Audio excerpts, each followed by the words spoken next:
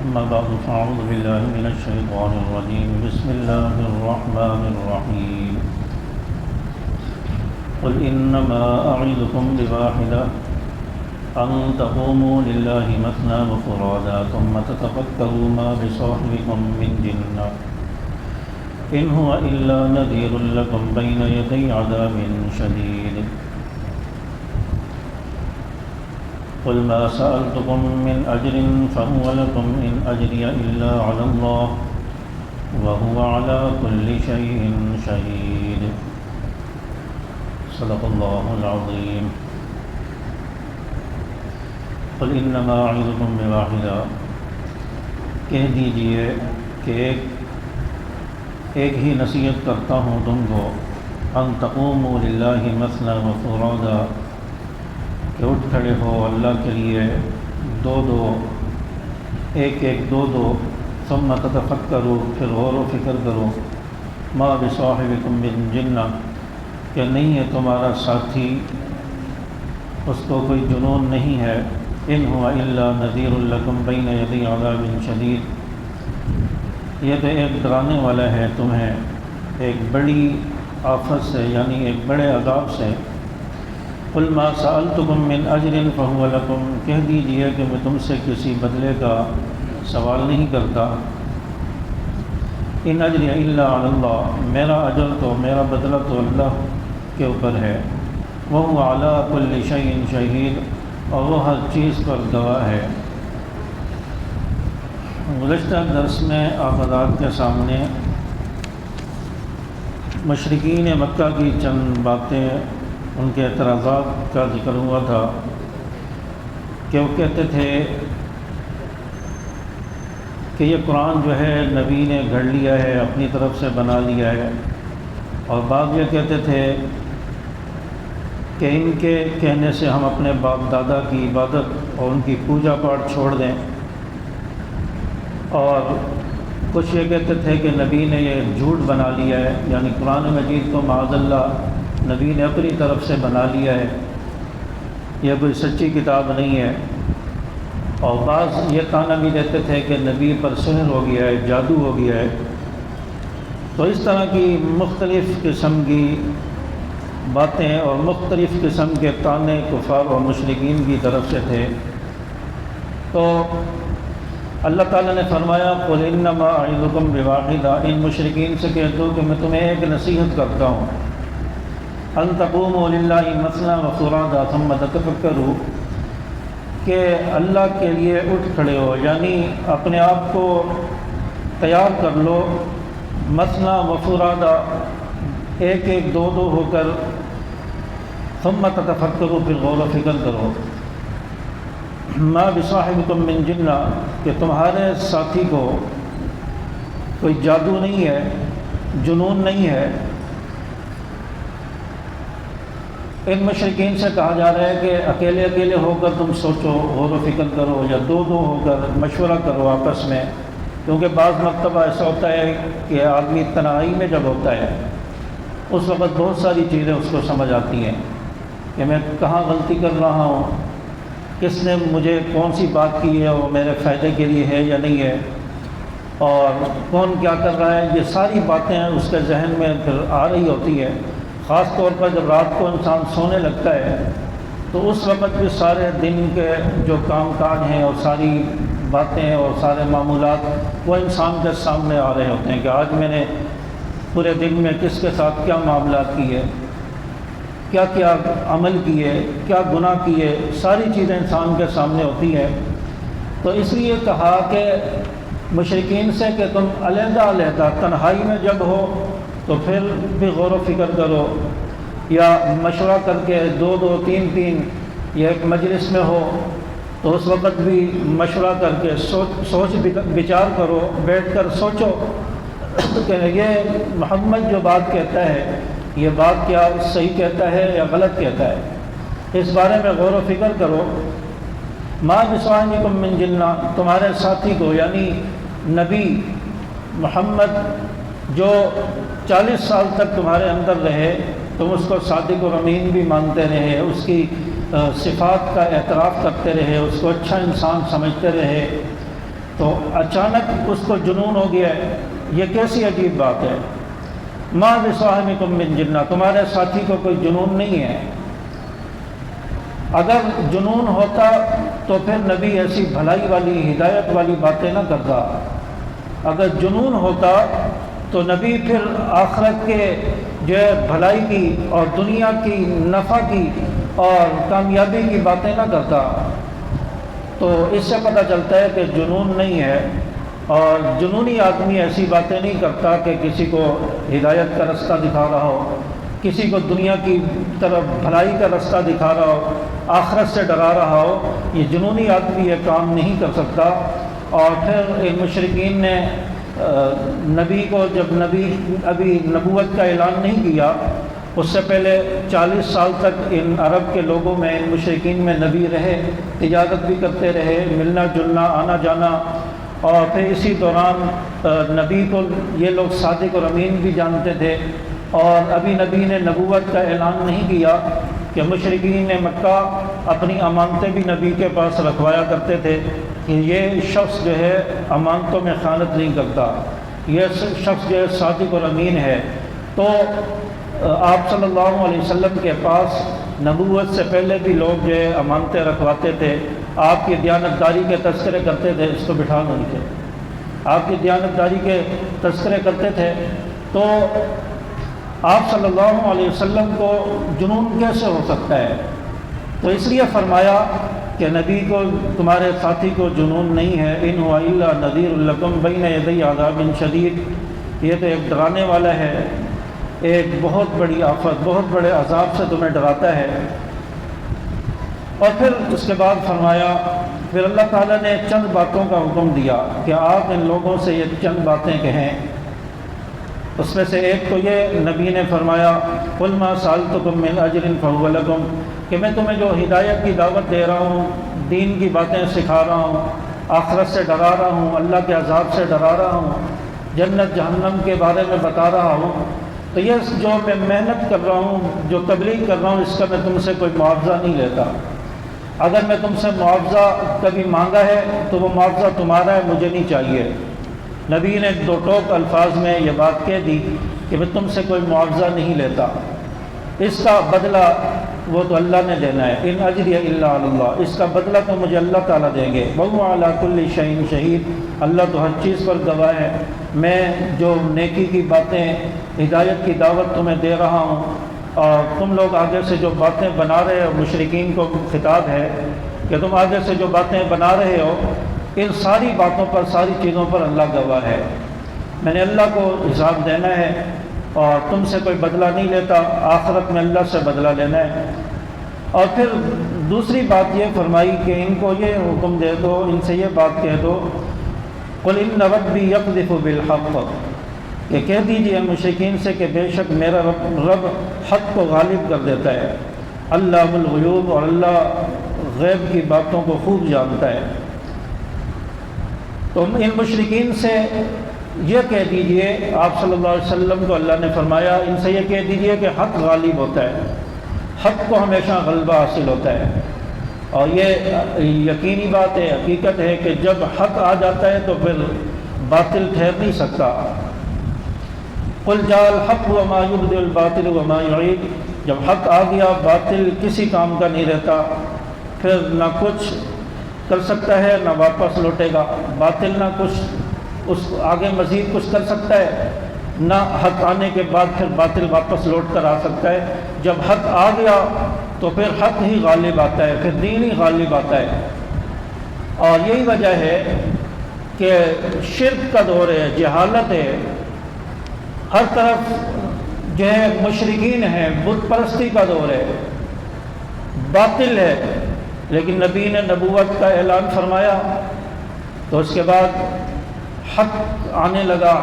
حق کا آغاز ہوا، دین کا آغاز ہوا، اور پھر باطل نے شور مچایا، باطل نے آپ صلی اللہ علیہ وسلم کو تکلیفیں پہنچائیں، مصائب آئے، پریشانیاں آئیں، ظلم ہوا،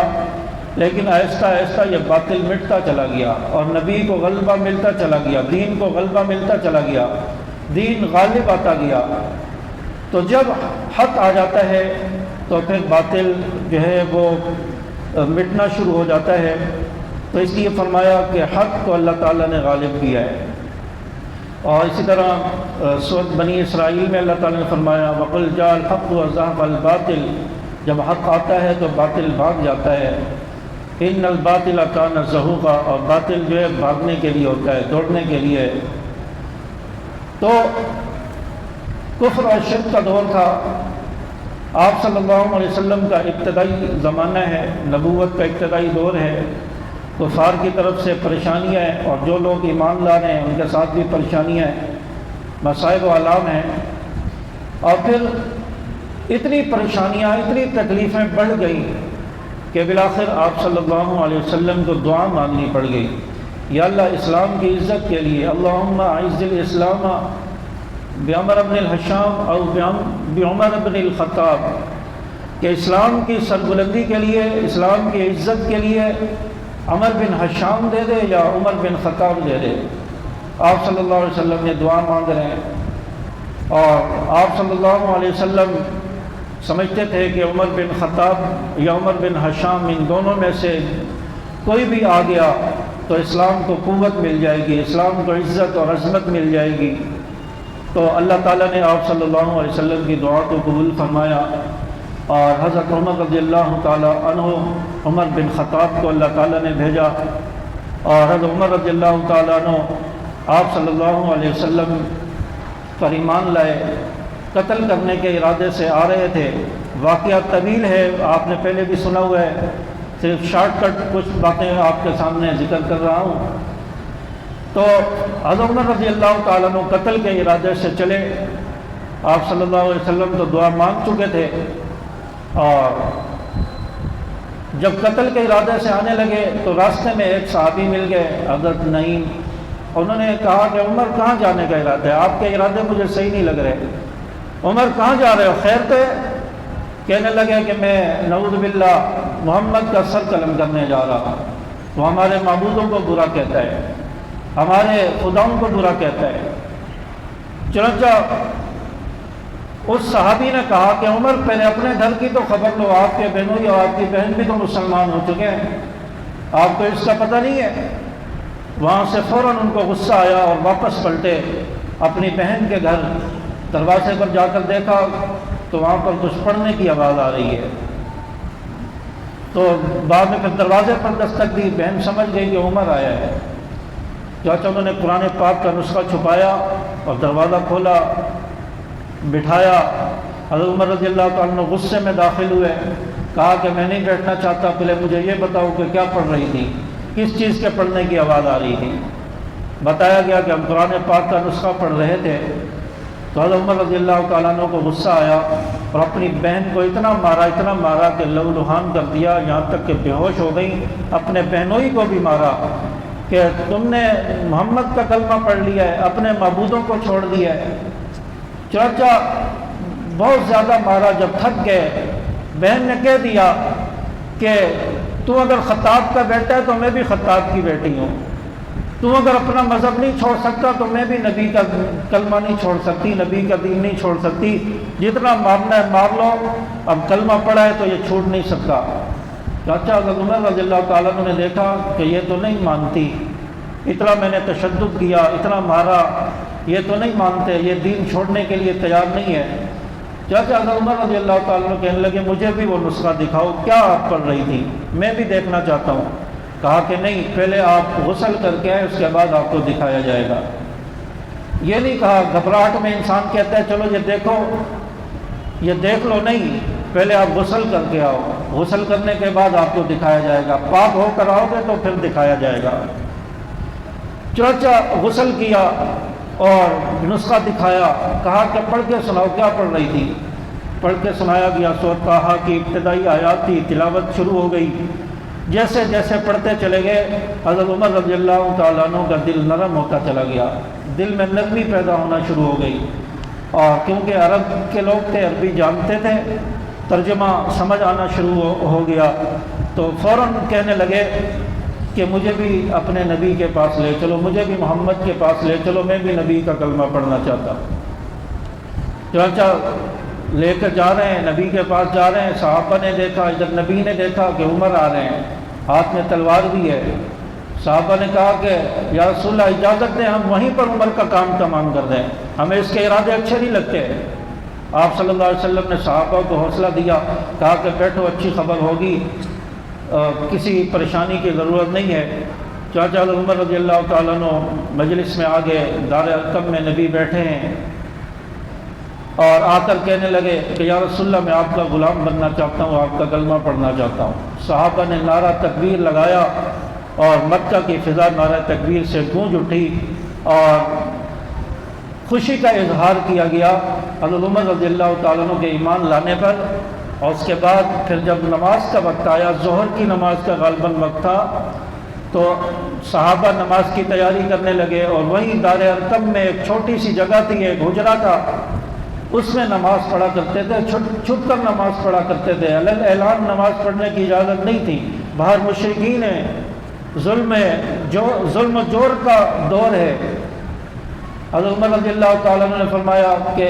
اے نبی نماز کہاں پڑھیں گے؟ یا رسول اللہ نماز کہاں پر ہوگی؟ کہا کہ یہی دارالارقم میں ہوگی۔ کہا کہ عمر اسلام میں داخل ہو اور نماز چھپ کر پڑھی جائے، نماز دار ارقم میں پڑھی جائے، ایسا نہیں ہو سکتا۔ عمر اسلام میں داخل ہوگا تو نماز بیت اللہ میں جا کر ہوگی۔ جہاں آپ صلی اللہ علیہ وسلم فرمایا وہاں آپ کی قوم ہمیں نماز نہیں پڑھنے دے گی۔ حضرت عمر رضی اللہ تعالیٰ نے فرمایا، نبی کا ہاتھ پکڑا، فرمایا چلے میرے ساتھ، آج دیکھتے ہیں کون ہمیں روکتا ہے۔ چاچا چوک پر پہنچ گئے، بیت اللہ کے سامنے پہنچ گئے، نبی بھی ساتھ ہیں، صحابہ ساتھ ہیں۔ حضرت عمر رضی اللہ تعالیٰ نے تلوار لہرا کر کفار کو مخاطب کیا، کہا کہ اگر جرت ہے، ہمت ہے اور اپنی زندگی سے تنگ ہو، بیویاں بیوہ کرانا چاہتے ہو، بچے یتیم کرانا چاہتے ہو، آ جاؤ عمر کا مقابلہ کرو۔ اگر ہمت ہے عمر مقابلے کی تو آ جاؤ میرے سامنے، آج عمر تمہارا مقابلہ کرے گا اور بیت اللہ میں آج نماز پڑھوائی جائے گی، نبی آج بیت اللہ میں نماز پڑھے گا۔ چنانچہ کفار سامنا نہ کر سکے، حضرت عمر رضی اللہ تعالیٰ عنہ کا اور شکست کھا کر پیچھے ہٹ گئے، اور حضرت عمر رضی اللہ تعالیٰ عنہ نبی کو اپنے ساتھ بیت اللہ میں لے گئے اور وہاں پر نبی کو نماز پڑھوائی ہے، نبی نے امامت کرائی ہے۔ اور حضرت عمر رضی اللہ تعالیٰ عنہ کے آنے کے بعد، اسلام لانے کے بعد سب سے پہلی جو نماز آئی وہ حضرت عمر رضی اللہ تعالیٰ عنہ نے بیت اللہ میں جا کر پڑھوائی اور بیت اللہ فتح ہوا اور وہاں سے کفار کو شکست ہوئی۔ تو اس لیے فرمایا کہ جب حق آ جاتا ہے، جب اسلام کو غلبہ ملتا ہے، دین کو غلبہ ملتا ہے، پھر باطل کو شکست ملنا شروع ہو جاتی ہے، باطل پھر جو ہے شکست پر مجبور ہو جاتا ہے، بھاگنے پر مجبور ہو جاتا ہے۔ تو اس لیے حضرت عمر رضی اللہ تعالیٰ عنہ کے آنے سے اسلام کو قوت ملی ہے۔ حضرت عمر رضی اللہ تعالیٰ عنہ کا دور ہے، دور خلافت ہے، اور 22 لاکھ مربع میل کا حکمران ہے۔ 22 لاکھ مربع میل کے رقبے پر حضرت عمر رضی اللہ تعالیٰ عنہ کی خلافت ہے، اور تقریباً 10.5 سال تک، 10 سال 6 مہینے کچھ دن،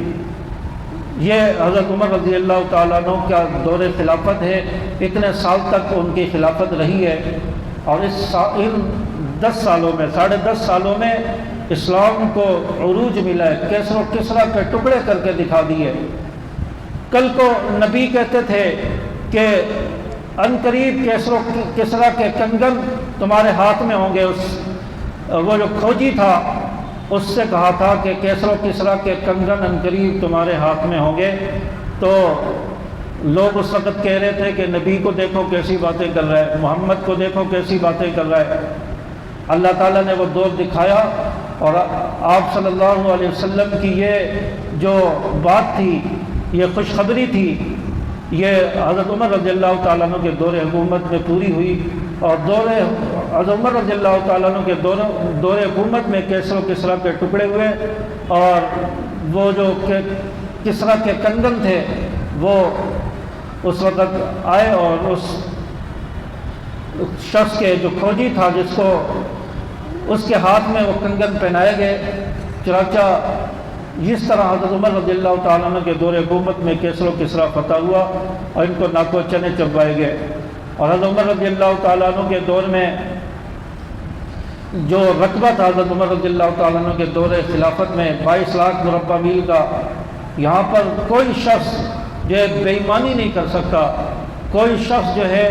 وہ کوئی غلط کام نہیں کر سکتا، کسی کو ہمت نہیں ہے وہ چوری کرے یا اسلام کے خلاف کوئی کام کرے،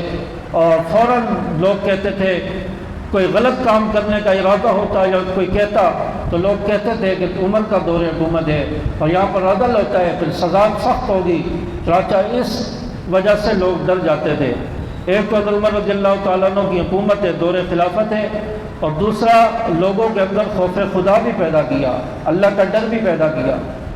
حضرت عمر رضی اللہ تعالیٰ عنہ اپنے دور حکومت میں ایک جنگل میں چلے گئے، وہاں پر ایک چرواہا بکریاں چرا رہا ہے، اس کو جا کر کہنے لگے کہ مجھے ایک بکری دے دو اور اس کے میں پیسے آپ کو دیتا ہوں، اور بکری کا میں دودھ پیوں گا اور آپ کو پیسے مل جائیں گے، آپ اس سے فائدہ اٹھانا، اور اگر مالک پوچھے اس کو کہہ دینا کہ وہ بھیڑیا آیا تھا اس نے بکری کو اٹھا لیا، چاچا بات جو ہے ختم ہو جائے گی۔ وہ چرواہا کہنے لگا کہ آپ کو پتہ نہیں ہے یہ عمر کا دور حکومت ہے، اس کو نہیں پتہ کہ یہ جو مجھ سے بات کر رہے ہیں یہ عمر ہیں۔ فرمایا آپ کو پتہ نہیں ہے عمر کا دور حکومت ہے؟ کہنے لگے عمر کو کیا پتہ، آپ نے بکری بیچی ہے، آپ نے پیسے لیے، عمر کو کیا پتہ؟ چرواہا کہنے لگا عمر کو نہیں پتہ تو عمر کا خدا تو دیکھ رہا ہے، عمر کا رب تو دیکھ رہا ہے، اس کو کیا کل قیامت کے دن جواب دوں گا۔ یہ ہے دور حکومت، اور اس میں اپنا روب بھی رکھا ہے، اور عوام کے دلوں میں حکمران کا روب اور دبدبہ بھی ہے کہ پتہ چل گیا حکمران کو، اگر عمر کو پتہ چل گیا تو سخت سزا ملے گی، اور اگر عمر کو پتہ نہ چلا کل قیامت کے دن حساب تو دینا پڑے گا، رب کو کیا حساب دیں گے۔ خوف خدا بھی ہے۔ تو ایسی حکمرانی حضرت عمر رضی اللہ تعالیٰ عنہ نے کی ہے کہ ہر طرف عدل و انصاف کا دور ہے۔ بھیڑیا بکریوں کا دشمن ہے، بھیڑیوں کو جہاں بکری ملے وہ اٹھاتا ہے، اس کا شکار کرتا ہے، لیکن حضرت عمر رضی اللہ تعالیٰ عنہ کا دور حکومت ہے، بھیڑیوں کی ہمت نہیں ہے بکری کو اٹھا لے، بکری کی طرف نظر اٹھا کے دیکھے، بھیڑیے کو یہ ہمت نہیں ہے۔ حضرت عمر رضی اللہ تعالیٰ عنہ کی حکومت انسانوں پر تو چلتی ہے لیکن جانوروں پر بھی چلتی ہے، جانور بھی عمل کرتے ہیں، بھیڑیا بکری کو نہیں اٹھاتا۔ ایک مرتبہ کافی عرصہ گزر گیا، چرواہا بکریاں چرا رہا ہے، اتنے میں اچانک ایک بھیڑیا آیا، اس نے آ کر ایک بکری کو اٹھایا اور بھاگ گیا، بکری کا شکار کر لیا۔ تو چرواہا کہنے لگا مجھے لگتا ہے کہ عمر بن خطاب کا انتقال ہو گیا ہے، عمر بن خطاب آج دنیا میں نہیں رہے، حکمران دنیا میں نہیں رہا۔ اس نے تاریخ کو نوٹ کیا، دن نوٹ کیا، کہا کہ جب میں شہر میں جاؤں گا پتہ کروں گا کہ وقت کا خلیفہ عمر بن خطاب کس دن شہید ہوا ہے۔ چنانچہ وہ جب بعد میں شہر میں آیا، آ کر پتہ کیا کہ واقعی اسی دن حضرت عمر رضی اللہ تعالیٰ عنہ کی شہادت ہوئی،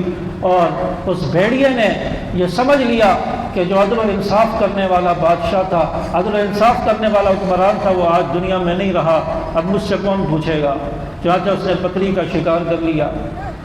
یہ ہے دور حکومت حضرت عمر رضی اللہ تعالیٰ عنہ کا۔ ایک مرتبہ حضرت عمر رضی اللہ تعالیٰ عنہ اپنے دور حکومت میں مدینہ سے نکلے بیت المقدس کو فتح کرنے کے لیے، بیت المقدس کو فتح کرنے کے لیے نکلے، اور اپنے ایک غلام کو بھی اپنے ساتھ لیا اور اس کو اونٹ پر سوار کرایا، اور پھر حضرت عمر رضی اللہ تعالیٰ نے مہار پکڑی اور کہا کہ میں پیدل چلتا ہوں، اور اس غلام سے کہا کہ آپ اونٹ پر بیٹھ جاؤ۔ غلام کہنے لگا آپ آقا ہے، میں غلام ہوں، یہ کیسے ہو سکتا ہے کہ میں اونٹ کے اوپر بیٹھ جاؤں، آپ پیدل چلیں، آپ کے ہاتھ میں مہار ہو، میں ایسا نہیں کر سکتا۔ حضرت عمر رضی اللہ تعالیٰ عنہ سے کہنے لگا کہ آپ کیا یہ کیسی باتیں کر رہے ہیں، آج تک تو ایسا کبھی نہیں ہوا کہ آقا جو ہے وہ پیدل چل رہا ہو اور غلام سواری پر سوار ہو، آج تک یہ نہیں ہوا میری زندگی میں، یہ کیسا ہو گیا۔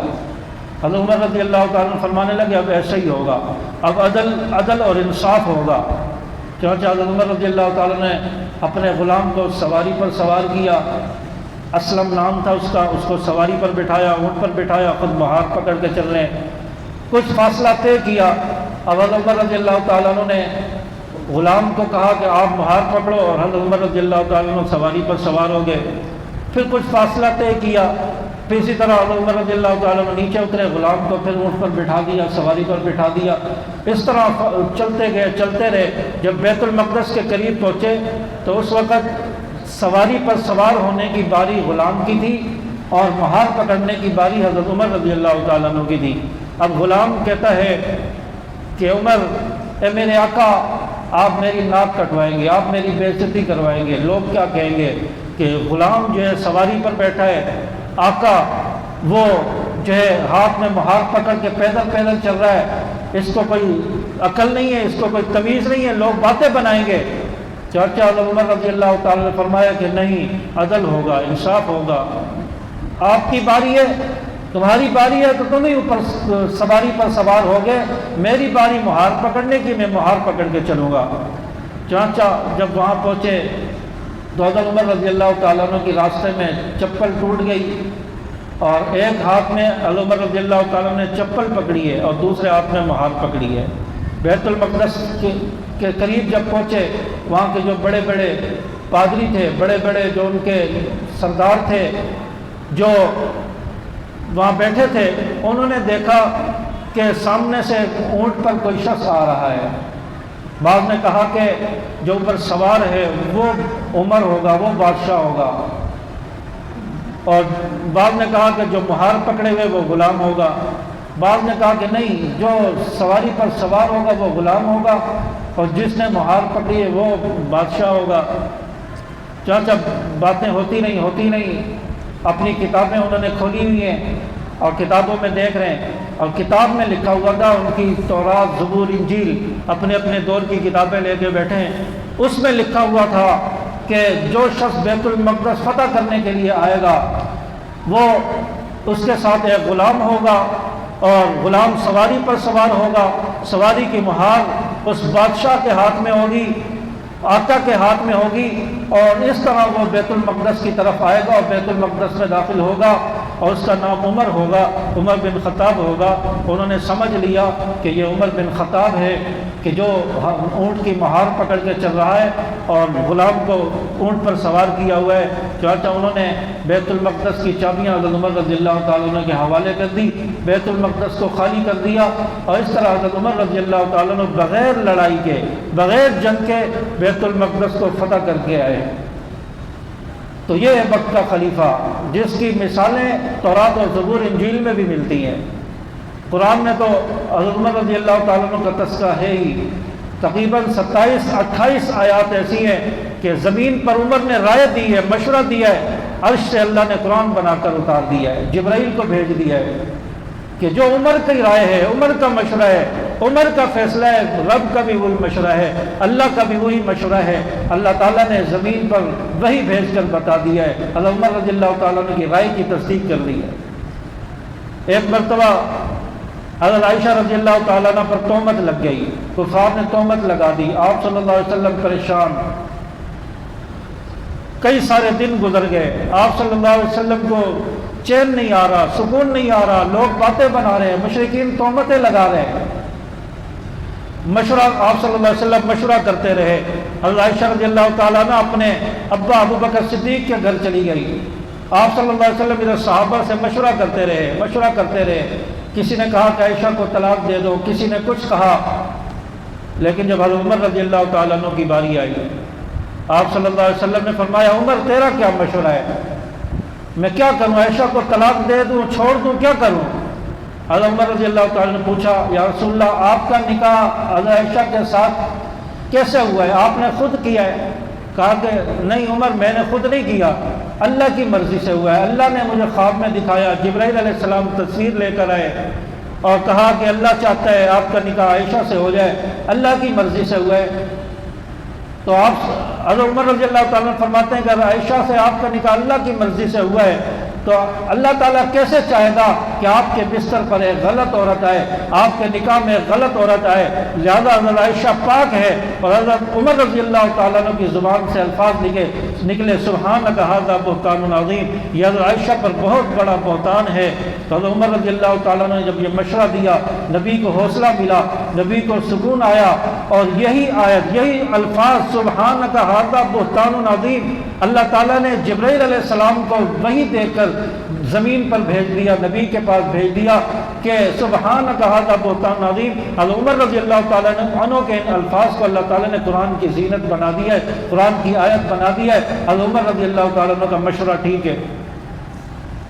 اور یہ مشورہ حضرت عمر رضی اللہ تعالیٰ عنہ نے دیا، اور آپ صلی اللہ علیہ وسلم کو سکون ملا، اللہ نے وحی بنا کر بھیج دیا، قرآن کا حصہ بنا دیا۔ حضرت عمر رضی اللہ تعالیٰ عنہ کی جب شہادت ہوتی ہے، شہادت کے بعد آپ کی تدفین کی جب باری آتی ہے، یہ حضرت عمر رضی اللہ تعالیٰ عنہ کی قبر مبارک جہاں پر ہے، آپ صلی اللہ علیہ وسلم کے بائیں جانب، دائیں جانب حضرت بکر صدیق رضی اللہ تعالیٰ عنہ کی قبر ہے، بائیں جانب حضرت عمر رضی اللہ تعالیٰ عنہ کی قبر ہے۔ اور یہ جو جگہ ہے زمین قبر کی، یہ حضرت عائشہ رضی اللہ تعالیٰ عنہ نے اپنے لیے رکھی کہ میری قبر یہاں بنے گی، اور یہ روضہ مبارک یہ حضرت عائشہ رضی اللہ تعالیٰ عنہ کا حجرہ ہے، حضرت عائشہ رضی اللہ تعالیٰ عنہ کا گھر تھا، اور جس کو اللہ تعالیٰ نے جنت سے بھی اعلیٰ بتایا ہے۔ حضرت آپ صلی اللہ علیہ وسلم نے فرمایا کہ میرا یہ حصہ، یہ روضہ، یہ جنت سے بھی اعلیٰ ہے۔ تو اتنا اس کا مقام بتایا، تو حضرت عائشہ رضی اللہ تعالیٰ عنہ کی جگہ تھی۔ حضرت عمر رضی اللہ تعالیٰ عنہ نے اپنے بیٹے عبداللہ بن عمر کو بھیجا اور کہا کہ جاؤ عائشہ رضی اللہ تعالیٰ عنہ کے پاس، اماں کے پاس جاؤ اور جا کر کہو کہ میرے ابا عمر کی رائے یہ ہے، عمر کی خواہش ہے کہ جو جگہ نبی کے ساتھ آپ نے اپنے لیے رکھی ہے وہ عمر کو دے دیں، عمر وہاں پر دفن ہونا چاہتا ہے۔ چاچا حضرت عائشہ رضی اللہ تعالیٰ عنہ نے ان کو، وہ چاہتی تھی میں دفن ہوں، میری تدفین ہو، چاچا انہوں نے کہا، تو حضرت عائشہ رضی اللہ تعالیٰ عنہ کے سامنے، انا کے سامنے وہ سارا منظر آ گیا جب تہمت لگی۔ حضرت عمر رضی اللہ تعالیٰ عنہ نے رائے دی، اللہ نے قرآن بنا کر بھیج دیا، اور آپ صلی اللہ علیہ وسلم کو سکون ملا۔ یہ سارا منظر حضرت عائشہ کے سامنے آ گیا، اور حضرت عائشہ نے فرمایا ٹھیک ہے، میں اپنی جگہ حضرت عمر رضی اللہ تعالیٰ عنہ کو دیتی ہوں۔ کل میرے اوپر تہمت لگی تھی، حضرت عمر رضی اللہ تعالیٰ عنہ نے میرے حق میں رائے دی تھی، مشورہ دیا تھا، حضرت عمر رضی اللہ تعالیٰ عنہ کی وجہ سے میرا گھر بسا، اور پھر حضرت عمر رضی اللہ تعالیٰ عنہ کی رائے کو اللہ تعالیٰ نے قرآن بنا کر بھیجا۔ آج میں اپنی جگہ عمر رضی اللہ تعالیٰ عنہ کے حوالے کرتی ہوں۔ چنانچہ حضرت عمر رضی اللہ تعالیٰ عنہ کی تدفین اس روضہ رسول میں ہوئی ہے، اس حجرے مبارک میں ہوئی ہے جو حضرت عائشہ رضی اللہ تعالیٰ عنہ کا حجرہ تھا۔ تو حضرت عمر رضی اللہ تعالیٰ عنہ کی بہت ساری ایسی باتیں ہیں، ایسے واقعات ہیں جو زمین پر رائے دیتے ہیں، اللہ عرش سے قرآن بنا کر اتار دیتا ہے۔ تو بہت ساری آیتیں، 27-28 آیتیں ایسی ہیں جو حضرت عمر رضی اللہ تعالیٰ عنہ کے مشورے کے مطابق اتری ہیں۔ وقت زیادہ ہو چکا ہے، اس لیے اسی پر اکتفا کرتے ہیں۔ باقی حضرت عمر رضی اللہ تعالیٰ عنہ کی شان بہت زیادہ ہے۔ آپ صلی اللہ علیہ وسلم نے فرمایا کہ اگر میرے بعد کوئی نبی آنا ہوتا تو نبی حضرت عمر رضی اللہ تعالیٰ عنہ تو ہوتے، عمر بن خطاب ہوتے۔ تو نبوت کا سلسلہ نبی کے بعد بند ہو گیا ہے، کوئی نبی نہیں آئے گا۔ لیکن اگر نبی نے آنا ہوتا تو حضرت عمر رضی اللہ تعالیٰ عنہ کے اندر وہ صفات اور وہ کمالات تھے کہ جس کی وجہ سے حضرت عمر رضی اللہ تعالیٰ عنہ نبی بن سکتے تھے۔ لیکن نبوت کا سلسلہ چونکہ بند ہو گیا، اس لیے اب نبی نہیں بنے، حضرت عمر رضی اللہ تعالیٰ عنہ خلیفہ رہے۔ اور اس کے علاوہ بھی بہت ساری حضرت عمر رضی اللہ تعالیٰ عنہ کی کے بارے میں آپ صلی اللہ علیہ وسلم نے فرمایا کہ اللہ تعالیٰ نے عمر کی زبان پر حق کو جاری کر دیا ہے، سچ کو جاری کر دیا ہے، عمر کوئی غلط بات نہیں کہہ سکتا۔ تو بہت سارے ایسے حضرت عمر رضی اللہ تعالیٰ عنہ کے بارے میں آپ صلی اللہ علیہ وسلم کے فرامین ہیں، اور فرمایا کہ جس جگہ سے عمر گزر جائے شیطان وہ رستہ چھوڑ دیتا ہے، شیطان اس رستے سے نہیں گزرتا۔ آج بھی آپ دیکھ لیں کہ جہاں بھی عمر کا نام لکھا ہو شیطان رک جاتا ہے، شیطان کے اعلیٰ کار رک جاتے ہیں، اور کہا جاتا ہے کہ پہلے یہ پین آف فلیکس ہٹایا جائے پھر ہمارا جلوس یہاں سے گزرے گا۔ اور پھر یہ ہمارے جو سرکاری لوگ ہوتے ہیں کہ پھر پین آف فلیکس ہٹاتے ہیں مجبور ہو کے، پھر اس کے بعد یہاں سے ان کا جلوس گزرتا ہے۔ حضرت عمر رضی اللہ تعالیٰ عنہ کے نام میں وہ دبدبہ اور وہ رعب ہے کہ اس نام لکھے ہوئے کے نیچے سے ان کا جلوس نہیں گزر سکتا، اس لیے نبی نے سچ فرمایا تھا کہ جہاں سے عمر گزر جائے وہاں سے شیطان نہیں گزر سکتا۔ تو یہ بھی آپ صلی اللہ علیہ وسلم نے عمر رضی اللہ تعالیٰ عنہ کے بارے میں فرمایا۔ اللہ تبارک و تعالیٰ حضرت عمر رضی اللہ تعالیٰ عنہ کی جو ہے ان کی شہادت کو قبول فرمائے۔ اللہ تبارک و تعالیٰ ہمیں بھی ان کے نقش قدم پر چلنے کی توفیق عطا فرمائے۔ وآخر دعوانا الحمد للہ رب العالمین۔